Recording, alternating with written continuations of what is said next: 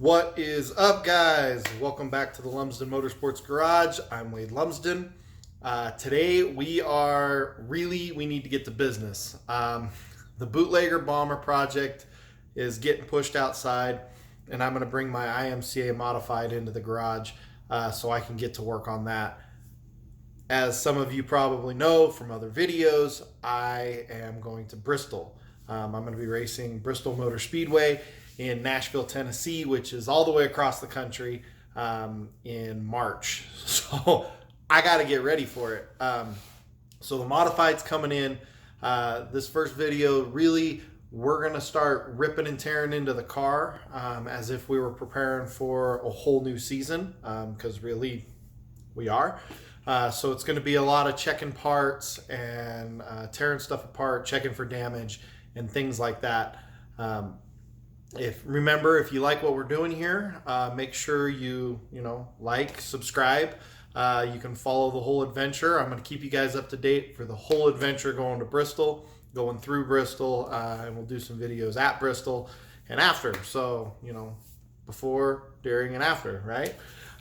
So like, subscribe, stay tuned. There are probably going to be some really good tips in here that when I first got into modified racing, I didn't know. I didn't know how to check a spindle. I didn't know how to check my control arms and stuff like that. So there's probably going to be some good tips on here for guys that are pretty new to this. But this video is mostly going to be tearing stuff down and checking those parts and that stuff. So here we go.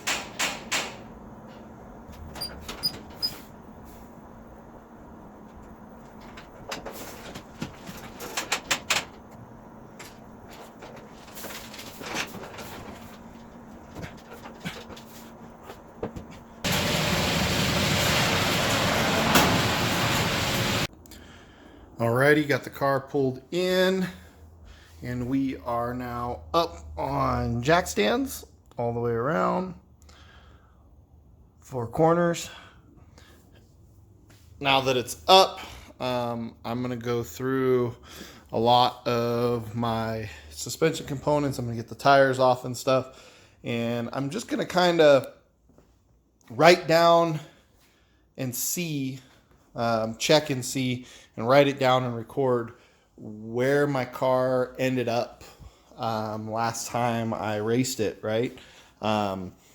Just because, things settle, damage, whatever, all that happy stuff. So I'm just going to kind of take a look and see what all my car is sitting at right now before I start tearing it apart, because before I put it away, it was feeling pretty good. I just want to check and make sure that if it's settled in a weird spot that I know that. So that's kind of what I'm going to be doing next.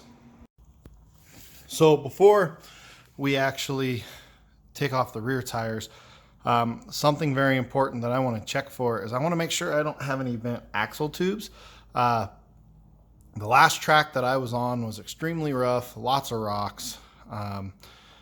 Just kind of the nature of a track that had sat for a really long time, and then opened back up, and it just kind of happened. So there were times when I bicycled, hit a rut so hard I ended up only on my right side, jumping to where people can see the bottom of my car and stuff. So what I'm going to do is check to see if my axle tubes are straight, and the best way to do this, actually I don't know if it's the best way to do this, but this is the way I'm going to do this.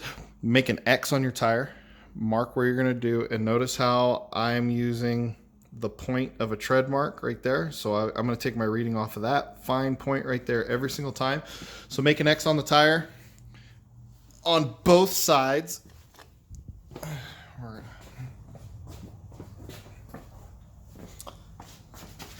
on both sides.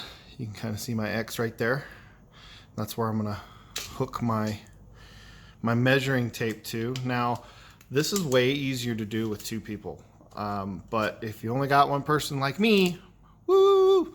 What I did is I ran the measuring tape from one side to the other side, and when it got over here and I shoved it in the crack, I took a piece of duct tape and taped over the top of this and taped this down to where it wouldn't move. Best of my ability. So after you do that, after you get somebody to come help you, whatever you want to do, you're going to get a measurement. Mine happened to be 62.5. So rock on. Now you're going to rotate the tire about 90 degrees and you're going to do it again. Hopefully it's the same. And you're going to rotate 90 degrees, and if you can get under there, you'll do it again. If not, doing it on the front or whatever, do it at least in 3 spots. But that's basically what you're going to do. Get at least 3. It's better to have 4 measurements, and hopefully they're the same. If they're not the same, then you got something bent. And then you're probably going to ask, well, what if you got a bent wheel? Well, it doesn't really matter because you're using the same marks on both tires. So if the bend of the wheel is moving with the rotation of the axle, it's not going to affect that measurement. So best way, or at least how I check to see if I have a bent axle or not. Luckily, I don't. So I went ahead and started pulling everything off my left front here. Springs out and all that happy jazz. And I'm checking to see if my spindle's in good shape. Got my cool little Weir's tool here. You screw it into that upper ball joint. Make sure your upper ball joint's good. Otherwise it'll really throw this off. But as you can see, it points not quite exact dead center like you want it. It's just a little bit off. So mine's maybe just mildly off, or it's the fact that I kind of got a cheaper spindle and it wasn't perfect from in the first place when I first got it. The ream might be a little bit off or whatever, but so yeah, make sure you check your spindles as you're doing teardown. The other way to check and see if your spindle's bent is to measure from here to here. Should be 7 5/8, and this one's good. The next little inspection you're going to do on your spindle, of course, is to make sure that this is not bent. So, I mean, just the way I do it is I clamp it to a table like that, and this here, between here, is a 10-degree layback. So if I put that on 10 degrees, there we go. And the next thing you should do is you should do it on the face of the spindle itself back in here. So with the rotor off and stuff to check it. But you'll set this at the same, which is 10 degrees. So we're good to go. I mean, if this is still on your car and this is in the 10 degree, basically you're going to want this and this to be able to read at 0. They should be at a 90-degree angle from each other. So that's another way to check your spindles. Okay, so what I'm trying to do here is basically just assess the health of this lower control arm, I guess. It moves up and down really nice. No issues there. A little bit of squeaking right there. Probably needs to be lubed up. But I don't know if you can see it on the camera, but I'm getting a little bit of wiggle back and forth this direction. It's kind of wiggling this way, which we don't want. I don't know if that's in the bushings. As I kind of look in there, I'm looking down in through the cracks here, kind of this way. and it's almost not worth trying to show you because it's so faint. I don't know if the camera would pick it up, but I kind of see the control arm moving around the bushing, kind of back and forth. So when we tear this apart, we're going to want to take a look at that. All right, so what you can see here, what we got going on, not good. Yeah, it's crushed in here. The welds look like they broke on the, yeah, there's a weld right here that's supposed to hold this, right here that's supposed to hold this bushing in place. On the back side here, same thing. Weld is broken. It's just kind of sliding around, doing whatever the heck it feels like. So no bueno. We'll want to definitely address that. I'm probably going to get a new control arm and go from there. But yeah, that's why we were getting that rocking and back and forth there. You definitely don't want that. Car comes down and left front moves. You might not think it's much, but man, that's a lot, especially up here. But when it's locked in place, it don't move a whole lot, but that still makes a big difference. Look for stuff. Make sure you're maintaining your stuff better than I did, I guess. All right, and to show you a couple other things on how to check this spindle, I pulled out this new spindle. Granted, this is the right front spindle, but you can see how it, basically sits on its back, nice and square, not rocking and rolling. This one kind of got a nice little rock and roll to it. And once you got it sitting there, you can actually take a measurement out on the end, boom, like that, with the back pushed down, sitting square, and it should measure out from here to 5 1/8, 5 inches and 1/8. This one, gonna have to kind of hold it down a little bit. Sorry, doing this with one hand. Gonna hold it down on this side a little bit. Take my measurement, and it is at 5 7/8. So you can tell that it's bent. It's got a hoop in it. Okay, kind of like that. It's kind of natural for these to do that over time, especially your right front. They'll slowly just kind of curve in on themselves, so make sure you're checking that as well as the other stuff we're going over. All right, so one of the other things that we want to check are the actual mounts for your lower control arms. The way I do this is I take a piece of 1/2 inch rod, or like this is 1/2 inch all thread, and I'm gonna show you the difference between the two here in a second. But let me turn this just a little bit. So I take this and I run it through.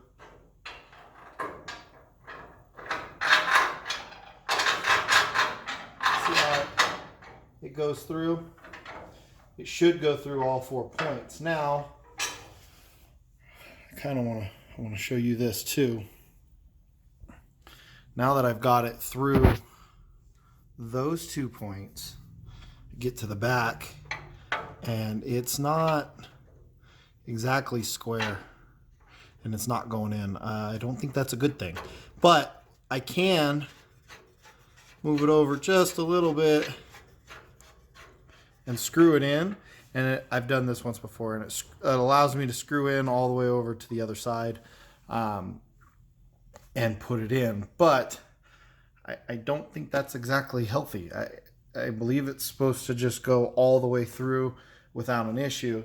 And I'll show you with another piece here. Let me put you back down.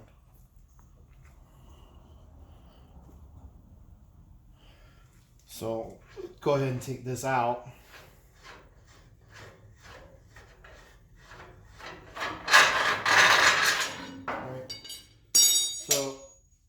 this piece is 1/2 inch. It's just a 1/2 inch piece of aluminum. I think you can use whatever you want, but this is, this is tube. Whether you use solid tube, up to you, I guess. But I go to shove this one in,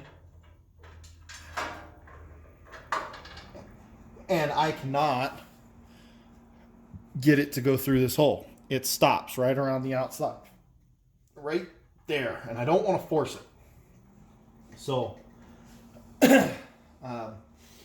not 100% sure what I'm going to do with this situation right here, but that is something to check for. That is something that you want.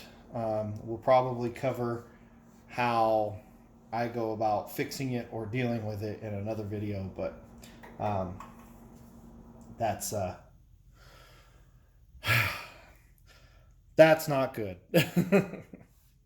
When it comes to your upper control arms and checking those, you really should have some reference dimensions to go off of, but like mine are custom made at Shaw for my Shaw chassis. And so they make these, and so really all I do is I go through and I just kind of try to confirm that there's no damage, no bends, nothing like that on the control arm that shouldn't be there. And the other really good way to do it is when you buy your first set of control arms, buy 2 sets if you can, or buy another one later so that you have something to compare it to. My control arms are good. I compared them to another set. All right, guys, that's going to be it for this video. Thanks for watching. We basically went over, tearing apart the front, checking your spindles, checking your lower control arm, kind of how to check your upper control arm. And I'm really sorry that it was kind of like a thrash through to do it, but like I said, I really got to get started and really got to get the ball rolling on things. So getting things torn apart and inspected and knowing what parts you need so that you can go to your sponsors if that's something that you need to do, like me, and try to get that process rolling to get help, or just in general, things right now with shipping and manufacturing is kind of crazy. So things that used to be a 2, 3, 4 day lead time, it might take you 2 weeks to get. So it's really important to make sure you tear into your stuff early. That way you can get the parts that you need when you need them, and not have to be thrashing everything out on the last day, right? I mean, I still got some time here, but I got a lot of things that need to be fixed. I mean, on this car we found I had one good spindle. The other spindle was bent to all heaven. I don't think I showed you that in this video, but the other spindle's bent to all heaven. Both lower control arms bent like crazy. Both lower control arm mounting spots, they don't line up 100% like I'd like them to, so I'm gonna probably have to do something about that. Probably do that in another video. Ball joints, I didn't go over ball joints in this video, but I'm gonna have to replace ball joints, and stuff like that. So the other thing that I learned was shocks. Again, I didn't go over that in this video. I figured shocks could be its own thing, but I got some trashed shocks, blown, or the seals are bad. They're leaking really good, which means they're no good, right? So lots of stuff to go through, lots of stuff to fix. Got to start getting into your stuff early. That way you know what you need and what you don't need. So thanks for watching, guys. Make sure you like and subscribe, follow this whole adventure. I'll keep you up to date with everything that I'm doing, and we'll go from there. We'll see you next time. Thanks, guys.